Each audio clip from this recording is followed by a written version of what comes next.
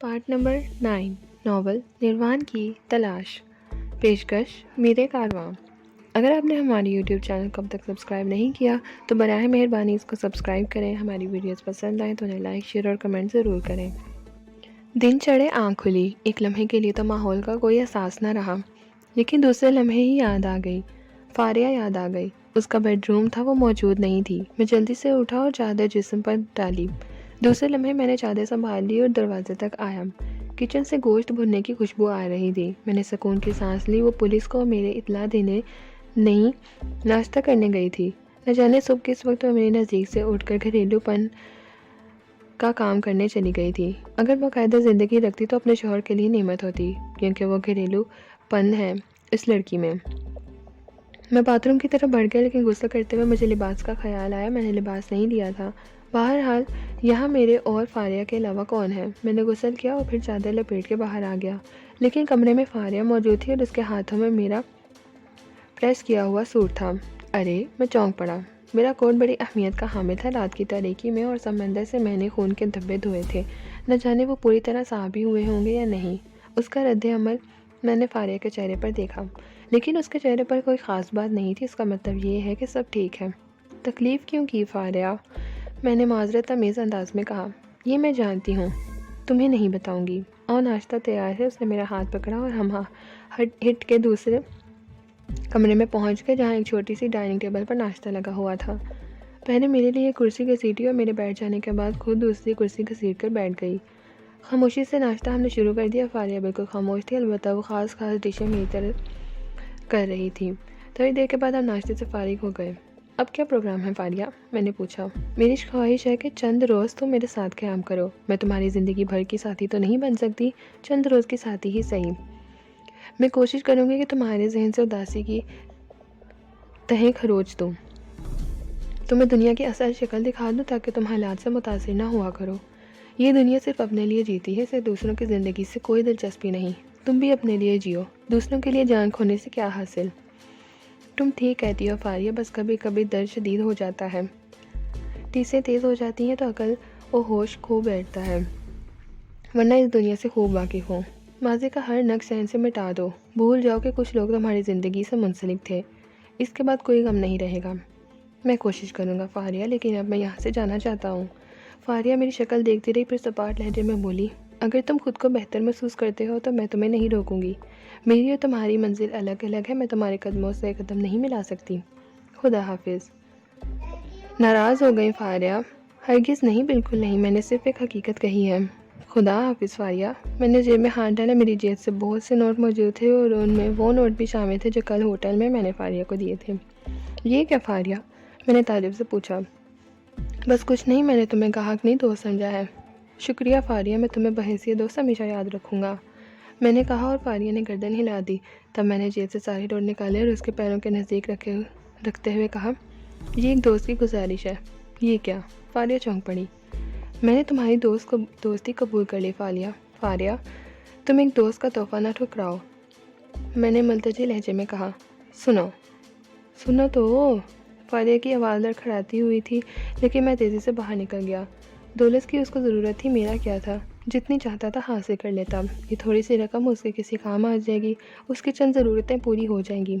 میرے پاس اسٹیمر کا اور پھر ٹیکسی کا کرایہ موجود تھا۔ فی الحال مجھے اس کے علاوہ اور کچھ نہیں چاہیے تھا۔ چنانچہ میں پیدل ساحل کی طرف چل پڑا، لیکن تھوڑی ہی دور چل کر مجھے ٹھٹکنا پڑا۔ پولیس کے سپاہی چپے چپے پر موجود تھے۔ وہ لوگوں کی نگرانی کر رہے تھے، اکثر کبھی سیاحوں کو، کبھی دوسرے مشتبہ لوگوں کو روک کر وہ ان سے کچھ سوالات بھی کر لیتے تھے۔ میں اس کی وجہ بخوبی جانتا تھا۔ ہربنس کے قتل کا راز کھل گیا تھا، یقیناً بطولی نے اس دوہرے قتل کی اطلاع اسی وقت پولیس کو دے دی ہوگی جب وہ کسی نہ کسی طرح دروازہ کھولنے میں کامیاب ہوا ہوگا، لیکن ظاہر ہے پولیس قاتل کا تعین نہیں کر سکی ہوگی۔ جزیرہ تو سیاحوں کی جنت ہے، کسی ایک کے بارے میں وثوق سے کیا کہا جا سکتا ہے۔ شکر ہے میرے لباس کی حالت مشکوک نہیں تھی اور اس سلسلے میں فاریہ کا شکر گزار تھا۔ میرا خیال ہے میری خاندانی شرافت کے کچھ نقوش آج بھی میرے چہرے پر ہیں۔ ایک نگاہ میں کوئی میری صورت سے یہ اندازہ نہیں لگا سکتا کہ میں کبھی ایک خطرناک جرائم پیشہ بھی رہا ہوں۔ یہ باپ دادا کی نیکیاں تھیں جو چہرے سے چپکی رہ گئیں، ورنہ میں خود تو ان نقوش کا اہل نہیں سمجھتا تھا۔ بہرحال پولیس کے سپاہیوں نے مجھے روکنے کی کوشش نہیں کی۔ پولیس اس جگہ بھی موجود تھی جہاں لوگ اسٹیمر پر سوار ہو رہے تھے۔ میں نے بھی اسٹیمر میں قدم رکھ دیا اور شکر ہے اسٹیمر میں اترنے والا میں آخری آدمی تھا۔ جگہ پور ہو چکی تھی، چنانچہ اسٹیمر نے بھوں بھوں بجایا اور پھر ساحل چھوڑ دیا۔ میں نے آنکھیں بند کر کے سکون کی سانس لی۔ شہزادوں کے جزیرے سے نکلنے کے بعد اب میرا غم اور میرا غصہ نہ ہونے کے برابر رہ گیا تھا۔ اسٹیمر فاصلے طے کر رہا تھا اور پھر ساحل پر پہنچ گیا۔ میں نے ایک ٹیکسی روکی اور اپنے ہوٹل کی طرف چل پڑا، اور اب میرے دل میں سرور کی لہریں گردش کر رہی تھیں۔ ہربنس میرے ہاتھوں موت کے گھاٹ اتر گیا اور میں نے اپنا مشن پورا کر دیا۔ ہاں، اس کامیابی میں بھدے نقوش نرما کو نہ بھول سکوں گا، جس نے اپنی زندگی دے کر مجھے کامیابی سے روشناس کرایا۔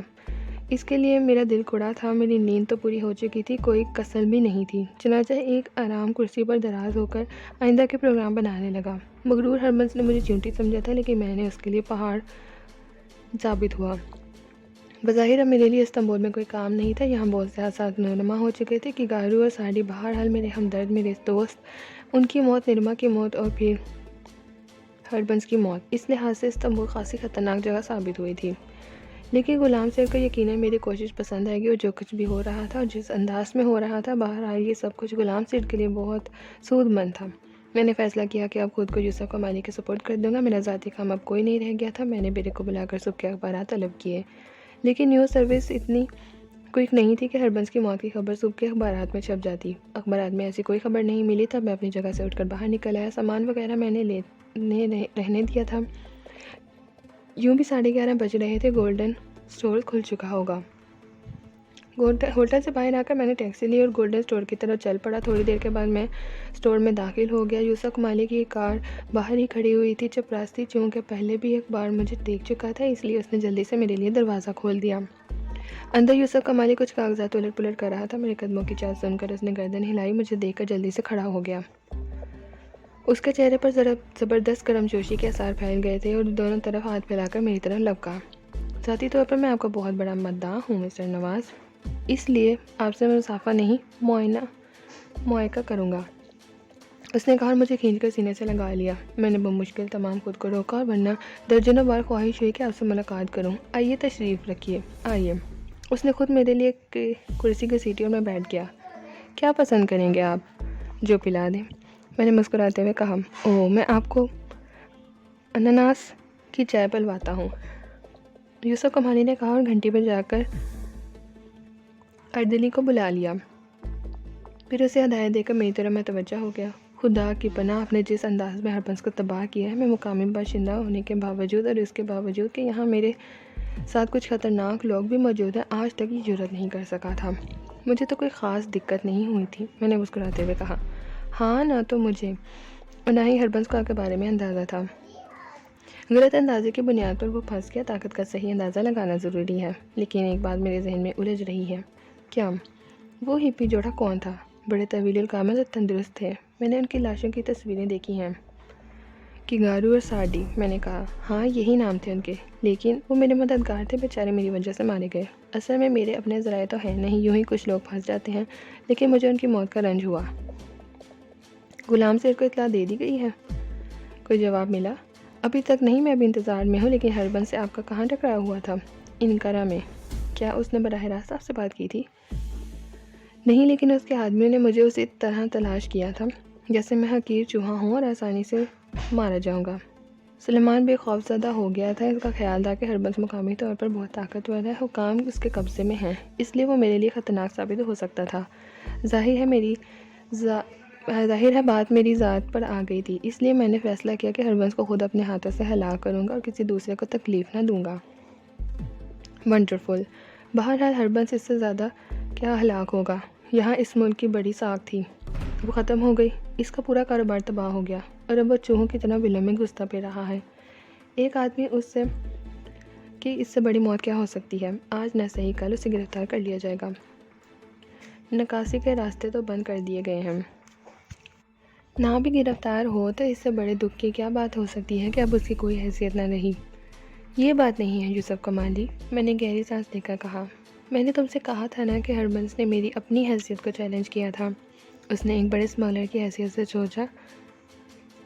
اس نے تصور کیا کہ وہ یہاں ایک مضبوط حیثیت رکھتا ہے اور میں اس کے سامنے گردن تک نہیں اٹھاتا۔ تب میں نے فیصلہ کر لیا کہ یہ دنیا ہربنس کے لیے موزوں نہیں ہے، اس سے ہر قیمت پر مرنا چاہیے۔ اس کے کاروبار کی تباہی تو ایک معمولی جھٹکا تھی، وہ وہیں پھنس گیا تھا۔ بہرحال وہاں سے کسی نہ کسی طرح بچ نکلا۔ اب میں اسے زیادہ دنوں تک نہیں چھوڑ سکتا تھا۔ وہ پولیس کی نگاہوں سے اوجھا تھا، لیکن میری نگاہوں سے بچ کر کہاں جا سکتا تھا؟ کیا مطلب؟ یوسف کمالی نے کپکپاتے ہوئے پوچھا۔ میں نے اپنا کام ختم کر لیا ہے یوسف کمالی۔ کیا مطلب؟ بھئی کام ختم کا کیا مطلب ہے کہ ہربنس کا پتہ صاف؟ میں نے اسے تلاش کر کے قتل کر دیا، میں نے کہا، اور یوسف کمالی اچھل پڑا۔ کب؟ کہاں؟ کس طرح؟ میں نے بیک وقت 3 سوال کیے۔ اس نے بیک وقت 3 سوال کیے۔ کل رات شہزادوں کے آخری جزیرے میں، متولی کے مکان پر، میں نے جواب دیا۔ خدا کی پناہ، اس نے اپنی کو بھی حیثیت ختم کرا دی تھی یوسف کمالی، یعنی داڑھی مونچھیں اور سر کے بال۔ اس کی شکل بالکل بدل گئی تھی۔ ممکن ہے پولیس اس کی حیثیت شناخت نہ کر سکی ہو۔ میرا خیال ہے ہمیں پولیس کی مدد کرنی چاہیے۔ یوسف کمالی آنکھیں اور منہ پھاڑے مجھے دیکھتا رہا، پھر اس نے گہری سانس لی اور گردن چٹکنے لگا۔ اس اثناء میں اردلی کی چائے لے کر آ گیا۔ خاص انداز کی چائے تھی جو مخصوص طریقے سے بنائی گئی تھی۔ مجھے بہت پسند آئی اور میں کئی پیالیاں پی گیا۔ یوسف کمالی پر اب بھی سختہ طاری تھا۔ وہ چائے پیتا رہا، لیکن وہ بالکل خاموش تھا۔ تم کسی گہری سوچ میں ڈوب گئے یوسف کمالی۔ آپ کے زبردست کارنامے کے بارے میں سوچ رہا ہوں مسٹر نواز۔ لگتا ہے آپ غلام سیٹھ کہ آپ کی حیثیت بدل دیں گے۔ آپ نے اس کے راستے کے 2 زبردست کانٹے جڑ سے اکھاڑ پھینکے۔ میں نے اس کی بات کا کوئی جواب نہیں دیا۔ تب یوسف کمالی بولا، میرا خیال ہے کہ اب آپ ہلٹن میں قیام کرنے کا کوئی جواز نہیں ہے۔ کیا آپ میری میزبانی قبول کریں گے؟ ہاں، میزبانی قبول نہ کرنے کا بھی کوئی جواز نہیں، میں نے مسکراتے ہوئے کہا۔ یوسف کمالی نے انٹرکام آن کر دیا۔ احمد، اس نے اپنے مینیجر کو مخاطب کرتے ہوئے کہا، ہلٹن ہوٹل، روم نمبر؟ اس نے سوالیہ نگاہوں سے میری طرف دیکھا۔ 22، میں نے جواب دیا۔ روم نمبر 22 سے مسٹر نواز کا سامان نکلوا لو، ہوٹل کا بل ادا کرو اور گولڈن پیلیس کے فلیٹ میں ان کی رہائش کا انتظام کرو۔ Okay sir. دوسری طرف سے جواب ملا۔ پھر اس نے انٹرکام کو آف کر کے ٹیلی فون کا ریسیور اٹھا لیا اور کہیں اور نمبر ڈائل کرنے لگا۔ دوسری طرف سے فون ریسیو ہونے کے بعد اس نے کہا، سمورا بول رہی ہوں جناب، گولڈن پیلیس کے فلیٹ پر پہنچ جاؤ۔ مسٹر نواز اصغر کا نام سنا ہے؟ جی ہاں، وہ تمہارے مہمان ہیں۔ اوہ ونڈرفل، میں خوش قسمتی ہے یہ میری جناب۔ نسوانی آواز صاف سنائی دے رہی تھی۔ ایسے نہیں، بات جب ہے کہ مہمان تمہارے ساتھ خوش بھی رہیں۔ میں پوری کوشش کروں گی جناب۔ اوکے، یوسف کمالی نے کہا۔ پھر اس نے تیسرا فون ہوٹل ہلٹن کو کیا تھا، جس میں اس کے مینیجر کو میرا سامان حوالے کرنے کے لیے کہا گیا تھا۔ اس دوران میں خاموشی سے سگریٹ پھونکتا رہا۔ یوسف کمالی نے ریسیور رکھ دیا اور پھر میری طرف دیکھنے لگا۔ استنبول کے شب و روز سمورا کے ساتھ اور خوشگوار ہو جائیں گے مسٹر نواز۔ تھوڑی دیر انتظار کر لیں، اس کے بعد فلیٹ چلیں گے جہاں آپ کا سامان پہنچ چکا ہوگا۔ تب آپ لباس وغیرہ تبدیل کر لیں۔ لنچ سمورا کے ساتھ کسی عمدہ سے ہوٹل میں لیں گے، اس کے بعد آپ سمورا کے حوالے۔ میں نے گردن ہلا دی۔ میں ہربنس کے بارے میں جاننے کے لیے بے چین تھا، لیکن یوسف کمالی سے زیادہ بے چینی کا اظہار بھی نہیں کیا جا سکتا تھا۔ تھوڑی دیر کے بعد ہم فلیٹ کی طرف چل پڑے۔ کمالی اپنی چھوٹی سی خوبصورت کار خود ڈرائیو کر رہا تھا۔ گولڈن پیلیس سنہرے رنگ کی ایک حسین عمارت کا نام تھا، بلا شبہ نام سے موضوع شاعر تھی۔ کشادہ فلیٹ تھے۔ فلیٹ نمبر 12 یوسف کمالی کا تھا۔ اس کا دروازہ آٹومیٹک تھا۔ کمالی نے دروازے کی پلیٹ ہٹا کر دیکھا، کوئی اندر آ چکا تھا۔ یہ بھی خوبصورت سسٹم تھا، مجھے بہت پسند آیا۔ پھر اس نے بٹن دبایا اور دروازہ کھل گیا۔ اگر کوئی اندر موجود نہ ہوتا تو پھر یہ دروازہ نہیں کھل سکتا تھا۔ دروازہ کھلنے کے ساتھ ہی اندر موجود شخص کو آنے والے کی خبر ہو جاتی تھی۔ شانوں سے ٹخنوں تک کے ایک خوبصورت ڈھیلے ڈھالے لباس میں ایک ترکی شہزادی نظر آئی، جو پروقار انداز میں چلتی ہوئی ہماری طرف آ رہی تھی۔ اس کے ہونٹوں پر ایک مسرت مسکراہٹ تھی۔ ہمارے قریب پہنچ کر اس نے آنکھیں بند کر کے گردن خم کی۔ مسٹر نواز اصغر، یوسف کمالی نے میرا تعارف کراتے ہوئے کہا، پھر لڑکی کی طرف اشارہ کر کے کہا، خانم سمورا۔ میں نے بھی مسکراتے ہوئے گردن خم کر دی تھی اور سمورا کی مسکراہٹ اور گہری ہو گئی۔ بڑی عظیم شخصیت سے متعارف ہو رہی ہوں، گمان بھی نہیں تھا کہ کبھی یہ مرتبہ بھی ملے گا۔ اس نے شیریں آواز میں کہا، محبت ہے آپ کی کہ آپ نے اتنی اہمیت دے دی ہے، ورنہ میں جملہ زورا چھوڑ کر خاموش ہو گیا۔ یہ بات نہیں ہے مسٹر نواز، در حقیقت آپ کی کہانیاں کچھ اس انداز سے کانوں میں پہنچی ہیں کہ آپ ایک آفاقی حیثیت اختیار کر گئے ہیں۔ ہر مقامی کارکن ایک بار آپ کو دیکھنے کا خواہشمند ہے. مجھے معاف کریں، میں نے آپ کو دیکھا اور محسوس کیا کہ آپ کے اندر سے کوئی خاص بات نہیں ہے. آپ بالکل ہم جیسے ہیں. یوسف کمالی نے درمیان میں مداخلت کرتے ہوئے کہا. لیکن چند ہی روز میں آپ نے جو گل کھلائے ہیں ان سے اندازہ ہوا ہے کہ آپ ہم جیسے نہیں ہیں. میں ہنسنے لگا. تب یوسف کمالی سمورا کی طرف مڑے اور بولے. کیا تم اندازہ لگا سکتی ہو سمورا کہ مسٹر نواز نے استنبول میں کیا طوفان برپا کیا ہے؟ جاننے کی خواہش مند ہوں، سمورا بولی. اخبارات میں اس پراسرار مخبر کے بارے میں تمہیں معلوم ہے جس نے ہربنس کی ریڑھ کی ہڈی توڑی ہے؟ ہاں، یہ مسٹر نواز کا زبردست کارنامہ ہے. اب ہربنس کی گردن بھی توڑ دی گئی ہے. کیا مطلب؟ سمورا چونک کر بولی. مطلب کے لیے انتظار کرنا پڑے گا اور لنچ کی تیاری کریں. ہم پیرولے میں لنچ کریں گے. مسٹر نواز کو اس فلیٹ سے تو روشنار کرا دوں، انہیں ان کی خوابگاہ تو دکھا دوں، سمورا بولی. اس کی کیا ضرورت ہے مس سمورا؟ بس ایک مسحری اور بستر درکار ہوگا. ہم تو فقیر منش ہیں، جہاں جگہ مل رہی پڑ رہے. میں نے کہا. تب پھر آئیے، لباس وغیرہ تو تبدیل کر لیں. سامان آ گیا ہے؟ یوسف کمالی نے پوچھا. ہاں، ابھی تھوڑی دیر قبل. آئیے، میں نے کہا اور سمورا میرے ساتھ چل پڑی. اس کی چال بہت دلکش تھی. سلک کے خوبصورت لبادے میں وہ بہت دلکش لگ رہی تھی. آپ بےحد پرکشش ہیں مسٹر نواز. بہت کم لوگوں میں یہ بات ہوتی ہے کہ وہ دلکش بھی ہوں اور باکمال بھی. شکریہ سمورا. آپ ترکی کی باشندہ ہیں؟ یہیں اسی استنبول میں پیدا ہوئی ہوں. خوب. آپ کا حسین پیکر سلطانوں کا عہد یاد دلاتا ہے. ایسا لگتا ہے کہ کوئی ترکی شہزادی ماضی کی چادر اتار کر حال میں داخل ہو گئی ہو. شکریہ. آپ بدلے جلد چکا دینے کے عادی معلوم ہوتے ہیں. حقیقت چھپانے کا عادی نہیں ہوں، میں نے مسکراتے ہوئے کہا. گفتگو کرتے ہوئے ہمیں خوبصورت بیڈ روم میں داخل ہو گئے. ضرورت کی تمام چیزوں سے آراستہ تھا. ایک طرف باتھ روم منسلک تھا. ایک الماری میں میرا سامان بھی موجود تھا. سمورا نے لباس وغیرہ سلیقے سے ہینگروں میں لٹکا دیے. اس نے خود ہی میرے لباس منتخب کیا اور اسے میرے حوالے کرتے ہوئے باتھ روم کی طرف اشارہ کیا. میں مسکراتا ہوا باتھ روم میں داخل ہو گیا، جہاں شیونگ کا سامان بھی موجود تھا. پھر لباس تبدیل کر کے میں باہر نکلا تو سمورا کو اسی کمرے میں پایا. وہ میرا انتظار کر رہی تھی. ارے، آپ ابھی تک یہاں ہیں؟ میں سمجھا آپ کمالی کے پاس ہوں گی. میزبان میں آپ کی ہوں، کمالی کی نہیں. اس نے مسکراتے ہوئے کہا اور میں بھی مسکرا دیا. ہم دونوں نکل کر ڈائننگ روم میں پہنچ گئے، جہاں کمالی ایک رسالے کی برقدانی کر رہا تھا. ہم دونوں کو دیکھ کر اس نے رسالہ رکھ دیا اور پھر اٹھتے ہوئے بولا. کیا آپ حضرات تیار ہیں؟ بالکل مسٹر کمالی. تب پھر آئیے، وہ کھڑے ہوتے ہوئے بولا اور ہم فلیٹ سے اتر آئے. کمالی نے حسب معمول ڈرائیونگ سنبھال لی اور میں سمورا بھی سیٹ پر بیٹھ گئے. کار سٹارٹ ہو کر آگے بڑھ گئی. ایک بگ اسٹاپ پر روک کر کمالی نے شام کے اخبارات خریدے اور انہیں دیکھ کر چونک پڑا. پھر وہ تیز قدموں سے کار کی طرف بڑھا. مسٹر نواز، اس نے کسی قدر کانپتی ہوئی آواز میں کہا اور دروازہ کھول کر اندر بیٹھ گیا. اس نے کئی اخبار خریدے تھے جو اس نے ہم دونوں کو بھی تقسیم کی اور خود بھی ایک اخبار دیکھنے لگا. شام کے تقریباً تمام اخبارات میں ہربنس کی موت کی خبر چھپی تھی اور اس کی دونوں تصاویریں بھی تھیں، ایک لاش کی اور دوسری پہلے کی جس میں وہ داڑھی مونچھوں کے ساتھ تھا. گویا پولیس نے ہربنس کو بآسانی پہچان لیا. اخبارات نے بڑی سنسنی خیز سرخیاں جمائی تھیں. میں اخبار پڑھنے لگا. پراسرار مخبر نے بالآخر ہربنس کو قتل کر دیا. Staff reporter. شہزادوں کا آخری جزیرے پر بدنام زمانہ اسمگلر ہربنس کو قتل کر دیا گیا. ہربنس طویل عرصے سے ایک تاجر کی حیثیت سے حکام کی نگاہوں میں دھول جھونک رہا تھا. اس کا اصل کاروبار منشیات کی اسمگلنگ تھا. اس نے استنبول اور دوسرے شہروں میں منشیات کے اڈے کھول رکھے تھے اور اعلیٰ پیمانے پر لوگوں کو منشیات کا عادی بنانے میں مصروف تھا. لیکن بالآخر اس کے گروہ میں پھوٹ پڑ گئی. ہل اسٹیشن رمبو کے ایک بنگلے میں ان میں آپس میں جنگ ہوئی، جس کے نتیجے میں کئی اسمگلر مارے گئے. پولیس کو اطلاع دینے والے نے فون پر بتایا تھا کہ وہ ہربنس کے گروہ سے کٹا ہوا ایک شخص ہے. مخبر کی اطلاع پر تمام اڈوں پر چھاپے مارے گئے اور زبردست کامیابی حاصل ہوئی، لیکن ہربنس نکل گیا تھا. پولیس نے چاروں طرف ناکہ بندی کر دی تھی، لیکن ہربنس کا پتہ نہیں چل سکا. اس نے اپنے چہرے کے بال تراش کر صورت بدل لی تھی. شہزادوں کے آخری جزیرے کے متولی نے بتایا کہ ہربنس ایک سیاح کی حیثیت سے ایک لڑکی کے ساتھ ان کے پاس آیا تھا اور ان کے یہاں ٹھہرنے کی درخواست کی. متولی نے اسے اپنے ہاں جگہ دے دی، لیکن انہیں اس جوڑے پر کوئی شبہ نہیں ہوا تھا. لیکن گزشتہ رات تقریباً 1 بجے اچانک متولی کی آنکھ کھلی اور انہوں نے چیخو پکار کی آوازیں سنی. لیکن جب انہوں نے باہر نکلنے کی کوشش کی تو وہ ناکام رہے. کسی دروازے سے باہر بند کر دیا تھا.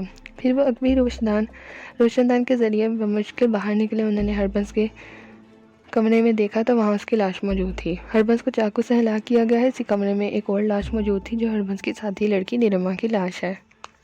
لیکن نرما کی گردن پر ہربنس کی انگلیوں کے نشانات پائے گئے ہیں، جس سے یہ یقین ہو جاتا ہے کہ ہربنس نے خود گردن دبا کر نرما کو ہلاک کیا تھا۔ چالاک مخبر کے بارے میں پولیس کا خیال ہے کہ وہ کوئی انتہائی ہوشیار شخص ہے۔ اس نے پہلے بھی اپنی آواز سنانے کے ساتھ ساتھ انگلیوں کے نشانات نہیں چھوڑے تھے، اور اس بار بھی اس کے بارے میں کوئی نشان نہیں مل سکا۔ پولیس کو مخبر کی تلاش ہے کیونکہ اس نے ہربنس کی گرفتاری زندہ یا مردہ کے لیے انعام مقرر کرنے کا فیصلہ کیا گیا ہے۔ میں نے پوری خبر پڑھ کر ایک گہری سانس لی، گویا تمام کام بخیر خوبی ہو گیا۔ پولیس کو یہ اندازہ لگانے میں دشواری نہیں ہوئی کہ وہ ہربنس کی لاش ہے۔ پولیس نے بھی تمہاری مدعا سرائی کی ہے نواز، یوسف کمالی نے خوش ہوتے ہوئے کہا۔ کیا آپ اپنا انعام وصول کرنے نہیں جائیں گے مسٹر نواز؟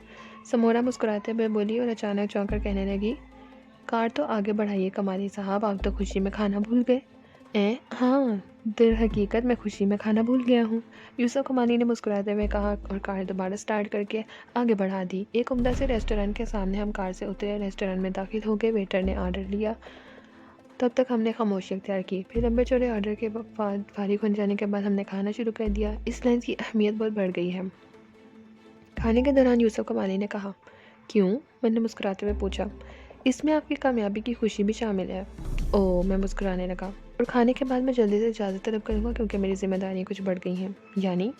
یعنی فوری طور پر یہ خبر باہر بھیجنی ہے۔ ہم غلام سیٹھ کو اس خوشخبری سے جلدی باخبر کریں گے، یہ ہمارے فرائض میں داخل ہے، یوسف کمالی نے کہا۔ کھانے کے بعد کافی پیتے ہوئے یوسف کمالی نے بل ادا کیا اور بالآخر اٹھتے ہوئے بولا، سمورا، بہت خطرناک آدمی کو تمہارے حوالے کر رہا ہوں، کوئی کوتاہی نہ ہونے پائے۔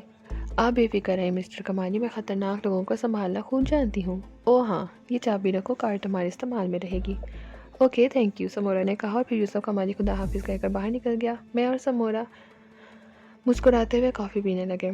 معلوم کر سکتا ہوں مس سمورا کہ آپ آج تک کتنے خطرناک آدمیوں کو سنبھال چکی ہیں؟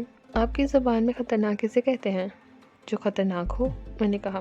ٹھیک ہے، بشرطے کہ وہ خطرناک ہو، اور آپ جیسے لوگوں کو میں دھن کا پکا سمجھتی ہوں۔ لفظ خطرناک بڑی حیثیت رکھتا ہے، اور دھن کا پکا ہونا تو کوئی حیثیت خطرناک بات نہیں ہے۔ سمورا بڑی چالاکی سے میرا جواب گول کر گئی۔ پھر اپنی دانست میں اس نے سوچا ہوگا کہ اس نے تیر مار لیا ہے، لیکن میری نگاہ میں ایسی لڑکیاں کوئی حیثیت نہیں رکھتی تھیں، میں انہیں پھونکوں میں اڑا سکتا تھا۔ بیچاری سمورا کی کیا حیثیت تھی؟ تاہم میں خاموش ہو گیا اور پھر ہم نے کافی ختم کر لی۔ کیا آپ تھکن محسوس کر رہے ہیں مسٹر نواز؟ کیسی تھکن؟ ذہنی تھکن؟ ظاہر ہے اربنز کے سلسلے میں آپ نے سخت محنت کی ہے۔ نہیں، کوئی خاص محنت نہیں کی مس سمورا، نہ ہی میں کوئی خاص تھکن محسوس کر رہا ہوں۔ اگر ایسی بات ہے تو کوئی پروگرام بنائیں۔ ضرور۔ اچھا، استنبول میں آپ نے کیا کیا دیکھا؟ باقاعدہ سے تو کچھ بھی نہیں۔ وقت زیادہ نہیں ہے، میں آج آپ کو ٹرکش آرکیالوجیکل میوزیم دکھانے لے چلوں گی، پھر رات کو ایزن چلیں گے۔ موازن کیا ہے؟ وہیں چل کر معلوم ہو جائے گا۔ ٹھیک ہے، میں نے ایک طویل سانس چھوڑتے ہوئے کہا۔ تھوڑی دیر کے بعد ہم وہاں سے اٹھ کے سمورا نے اسٹیئرنگ سنبھال لی اور میں اس کے نزدیک بیٹھ گیا۔ سمورا کے چہرے سے خوشی پھوٹ رہی تھی، شاید وہ میری میت سے بہت خوش تھی۔ محل سرا کی فصیل کے اندر ہم نے ٹرکش آرکیالوجی میوزیم بھی دیکھا۔ اس عمارت میں یونانی عہدے کے زیورات رکھے گئے تھے، سکندر اعظم کی خالی تابوت اور اپالو کے اندر کے ستون آج تک یہاں موجود ہیں۔ قدیم زمانات سے زیادہ دلچسپی نہیں تھی، لیکن سمورا نے کچھ اس طرح ان کی تعریف بتائی کہ میں دلچسپی لینے لگا۔ تم تو یہاں کے بارے میں سب کچھ جانتی ہو، کیا استنبول کے عام افراد کو یہاں کی چیزوں کے بارے میں اتنا کچھ معلوم ہے؟ میں نے تعریفی انداز میں کہا۔ اپنے وطن اور اس کی خصوصیات سے واقف ہونا تو سعادت ہے۔ غلام سیٹھ کے مزارسود میں آنے سے قبل میں گائیڈ کے فرائض انجام دیتی تھی۔ غیر ملکی سیاحوں کو استنبول کے بارے میں بتاتے ہوئے مجھے بھی معلومات ہو گئی، اور وہی میرا روزگار بھی تھا۔ پھر تم اس گروہ میں کیسے داخل ہو گئی؟ لمبی کہانی ہے، یوں سمجھ لو مجھے گروہ کے ایک نوجوان سے محبت ہو گئی، وہی مجھے یوسف کمالی کے پاس لے گیا اور یوسف کمالی نے مجھے میری صلاحیتوں سے جائزہ لیتے ہوئے مجھے رکھ لیا۔ خوب، اور وہ نوجوان کہاں ہے؟ ایک مرتبہ پولیس نے مال پکڑ لیا تھا، اس نے مقابلہ کیا اور اسے گولی مار دی گئی۔ سمورا نے لہجے میں ہلکی سی تھرتھراہٹ تھی، لیکن وہ ایک دم سنبھل گئی۔ یہ بہت پرانی بات ہے۔ میں خاموش ہو گیا۔ ہر سینے پر ایک زخم موجود ہے، کون ہے جس کی زندگی صرف مسکراہٹ پر مبنی ہے؟ چہروں پر دوڑتے ہوئے خون مسکراہٹ کو چہروں پر دوڑتے ہوئے خون سے دھوکہ تو ہر آنکھ دکھا سکتی ہے، دلوں تک نگاہ پہنچانا بہت مشکل ہے۔ گہرائیوں میں جھانکنا بے سود ہوتا ہے، اس سے کیا حاصل؟ म्यूज़ियम से निकले तो वक्त बाकी था, क्यों न लगे हाथों लेवेंडर का मीनार भी देख लिया जाए। समोरा ने पेशकश की। मुझे क्या एतराज़ हो सकता है, मैंने शाने चुकाते हुए कहा। एक बार फिर हम पुलिकलता की तरफ बढ़ गए। पुल के नीचे पानी पर तैरते हुए प्लेटफॉर्म पर हमने स्टीमर का इंतज़ार करने लगे। बास फोर्स ले जा सकता था। मुख्तलिफ स्टॉल सजे हुए थे जिन पर असारे, मिठाइयाँ, कबाब और ऐसी चीज़ें के साथ साथ मछली, स्वॉर्ड फिश भी बिक रही थी। थोड़ी देर के बाद स्टीमर प्लेटफॉर्म से आ गया। मलाहों ने तख्ता लगा दिया और हम तख्ते से गुजर कर पहुँच गए। दूसरे मुसाफिर भी हमारे पीछे आ रहे थे। थोड़ी देर के बाद स्टीमर ने भूपू बजाया। बासफोर्स में तैरने लगा। इर्द गिर्द बेहद चहल पहल थी। मुस्तैद स्टीमर यूरोप और एशिया के फेरे लगा रहा था। मछलियों की कश्तियाँ डोल रही थी और फिर हम उसकी छोटी सी खुश्क चट्टान पर पहुंच गए जिस पर लेवेंडर खड़ा था। समंदर के दरमियान ये मीनार अजीब मालूम होता था। मैंने समोरा से इसके बारे में पूछा। उसने बताया, शहंशाह कांस्टेंटाइन अपनी खूबसूरत बेटी को बेपनाह चाहता था, लेकिन पादरियों ने बताया था कि बेटी की मौत सांप के काटने से हो गई। तब शहंशाह ने उसे महफूज रखने के लिए ये मीनार बनाया और इसमें मुंतकिल कर दिया। शहजादी की पूरी देखभाल हो रही थी, लेकिन एक दिन उसने एक तैरती हुई शाख से अंगूरों की एक टोकरी खरीद ली और काले अंगूरों के अंदर छुपे हुए काले नाग ने उसे डस लिया। समोरा ने एक गहरी सांस लेकर कहा और मैं दिलचस्पी से मीनार की बुलंदी देखने लगा। फ्लोरेंस नाइट एंगल हस्पताल और पुराना बहलसरात देखने के बाद सैर व तफरीह से दिल भर गया और मैंने समोरा से वापसी की फरमाइश की। ज़रूर, वो मुस्कुराते हुए बोली। इस्तांबुल अजीम पस मंज़र रखता है, लेकिन इसके लिए ज़रूरी है कि इस पस मंज़र से वाकफियत हासिल हो। यहाँ सैकड़ों कदीम कहानियाँ बिखरी हुई हैं। इंसान का बेहतरीन मशगला है कि इन कहानियों में गुम हो जाए। अजीब ज़हनी सरूर हासिल होता है, समोरा ने कहा। हाँ, तरीक दिलकशी लगती है मिस समोरा, लेकिन इन लोगों के लिए जिन्हें फुर्सत नसीब हो। मौजूदा वक्त नई कहानियों में शामिल होने की दावत देता है और ये कहानियाँ हमें खुद में गुम किए हुए हैं। मैंने जवाब दिया, हाँ, आपके अमली इंसान होने से कौन इनकार कर सकता है मिस्टर नवाज़। समोरा ने मुस्कुराते हुए कहा, मैं और मेरा अमल। मैंने गहरी सांस ली। इसके बारे में मैं बखूबी जानता हूँ मिस समोरा। आइए वापस चलें। आइए, समोरा ने मेरे हाथ में हाथ डालते हुए कहा और मैं उसके नर्म नाजुक लिम्स उसके जिस्म से लिपटी हुई लतीफ़ खुशबू से लुत्फ़अंदोज़ होता हुआ वापस चल पड़ा। स्टीमर के छोटे से सफ़र से फारिग होकर हम अपनी कार तक वापस आ गए और कार हमें गोल्डन पैलेस ले चली। सैर के दौरान इतना खा पी चुके थे कि अब मज़ीद ज़रूरत ना रही थी। समोरा ने इस्तफसार पर मैंने उसे खाने से मना कर दिया। रात हो चुकी थी। समोरा ने फ्रूट बास्केट लाकर मेरे सामने रख दिया, फिर मेरे सामने एक कुर्सी पर दराज हो गई। मैंने एक सेब छीलते हुए उसकी जानिब देखा, वो भी मेरी तरफ ही देख रही थी। फिर मैं मुस्कुराया। उसके होंठों पर एक अजीब सी मुस्कुराहट फैल गई। इस मुस्कुराहट में एक सवाल था। आप कुछ कहना चाहती हैं मिस समोरा? हाँ, उसने जवाब दिया। तब तारुस कैसा? कुछ ऐसे सवाल हैं जिनसे हिचकिचाहट होती है। कारोबारी फ़राइज़ से कतई नज़र, क्या मैं आपके लिए कोई अहमियत रखता हूँ? हाँ, आप अनोखे किरदार के मालिक हैं। आप में एक इनफरादियत महसूस होती है, मसलन बेतकल्लुफ़ी और साफ़गोई के लिए माज़रत ख़्वाह हूँ। जिस लाइन में काम कर रही हूँ इसमें नेकी पाकबाज़ी का अगर कोई तसव्वुर भी है तो सिर्फ दिल की गहराइयों में रह सकता है। अगर वह तसव्वुर कभी उजागर आए तो लम्हाती परेशानी दे जाता है और फिर उसे थपक थपक कर सुला देना पड़ता है, क्योंकि इसकी ज़िंदगी में मसले उलझ जाते हैं और इनका कोई दूसरा हल नहीं होता। यहाँ भी मेरा वास्ता ग्रोह के बहुत से लोगों से पड़ता है। इस फ्लैट में मैंने कुछ दूसरे लोगों की मेज़बानी भी की है, लेकिन हमारी लाइन के लोग अमूमन इख्तिसार पसंद होते हैं। अगर अल्फाज के गुलाफ इस्तेमाल ना किया जाए तो यूँ समझे कि इनकी फितरत में वहशत होती है। फ़नून लतीफ़ा या तक़फ़्फ़ुज़ात की तहज़ीब में इन्हें कोई सरोकार नहीं होता। वो राह रास्त अपनी हर ज़रूरत का इजहार कर देते हैं। उनके इल्म में ये बात आ जाए कि एक औरत उनकी वजह से दूर नहीं है तो वो एक लम्हे ज़ाय किए बगैर इज़हार तलब कर देते हैं, वगैरह वगैरह। मुमकिन है कि आपको ये मैं आपके काबिल हसूल हूँ, लेकिन सैर के दौरान आप सिर्फ एक दोस्त रहें। मैं आपके किसी अंदाज में वहशत नहीं पाई। ये चीज़ आपको दूसरों से मुमताज़ करती है। शुक्रिया मिस समोरा, मैंने गहरी सांस लेकर कहा। बाहर हर कोई इंसान ज़रूरतों से नहीं पूरा होता, लेकिन बाज़ ज़रूरतें ऐसी होती हैं जिनमें दूसरे की रुग़बत शामिल हो, तभी ठीक रहता है, वरना। और समोरा मुस्कुराने लगी। उसकी आंखों में शोखी उभर आई थी। चंद मिनट वो गर्दन झुकाए बैठी रही, फिर बोली, पीते हैं मिस्टर नवाज़? हाँ, पी लेता हूँ। मैंने गहरी सांस ली। तब मैं इंतज़ाम करती हूँ, उसने कहा और उठ गई। मैं एक गहरी निगाहों से उसको जाता नहायत मौजू मुतनासिब मालिक जिस्म की लिबास के अंदर पोशीदा अनाइयों का तस्वुर करने लगा और वो चली गई। न जाने मेरी ज़िंदगी में उसका क्या नंबर था और नंबर याद रखने की ज़रूरत भी क्या थी। मेरी ज़िंदगी अपनी है कब, और अब तो ये सब सोचना फजूल है, हिमाकत है। गोश्त और हड्डियों का ये नकारा ढेर क्यों वजूद में आया है, हालांकि इसके सहारे से न जाने कहाँ से कहाँ ले जाते हैं। और फिर एक दिन खामोशी अपना लेता हूँ। बेकार, बकवास, ज़िंदगी कोई चीज़ नहीं, सांसों का कोई वजूद नहीं है। पौधे हैं, आग लगाते हैं, फना हो जाते हैं।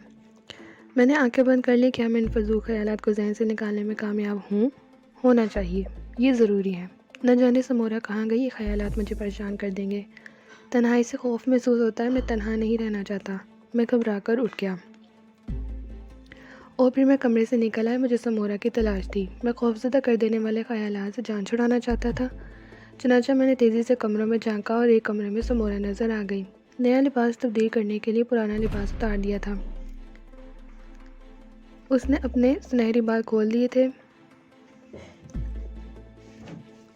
पार्ट नंबर 9 इख्तिताम पसीर होता है। नावल निर्वाण की तलाश का बकिया हिस्सा पार्ट 10 पे समाप्त फरमाइए।